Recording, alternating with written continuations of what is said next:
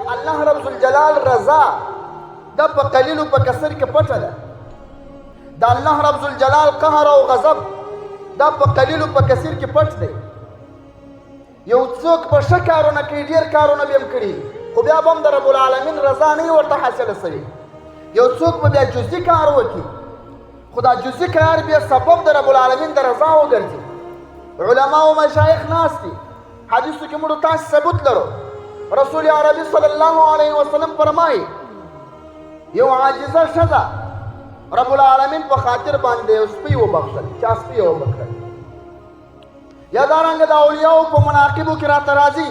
شیخ الاسلام جنید بغدادي رحمه الله د طریقت او د تصوف لوی امام دی.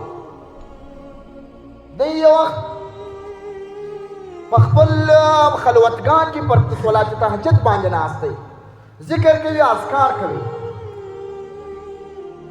که ګوري غږ یې تر غوږ شو چې د باندې راوتی، بیا د بیماب د پیشي او چنګوټی دی، دا یخته دی، یخ یې کېږي، د یخ د لاسه غږ ځینې کېږي.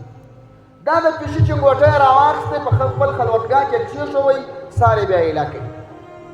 یو وخت چې جنید بغدادي وفات سو، مرید یې په خوب ویني، یا جنید رب کائنات څه در سره وکړل؟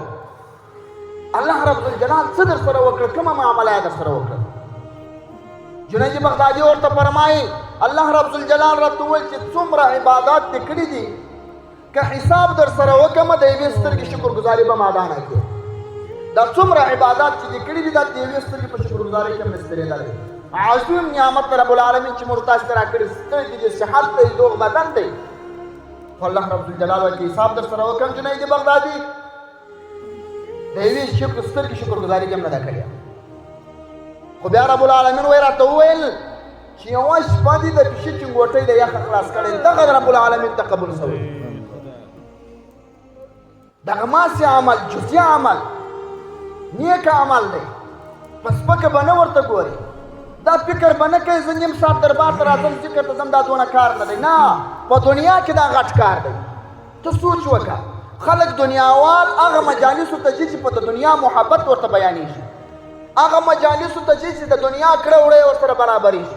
دا هغه مجلس دی چې تاسې په کم نیت راغلي یاست، چې ستا د رسول الله صلی الله علیه وسلم سره محبت او د هغه سره تعلق او د هغه سره مینه محبت او د رب العالمین خوا ته ستا توجه راړي، او دا ستا هغه ابدالابده زندګي در سموي، او تا راکشېږي خوا ته چې پام وکړه دنیا د یو څو ورځو ژوند دی، دا بقا نه لري. ځکه رسول الله صلی الله علیه وسلم فرمایي اولیاء د رب العالمین دوستان څوک دي؟ محبوب فرمایي هغه څوک دي چې ته کله ولی الله ووینې رب العالمین دې په یاد سي، چې ته ولی الله ووینې د دنیا محبت دې زړه کې کم سي، چې ته کله ولی الله ووینې د آخرت خوا ته دې توجه سي.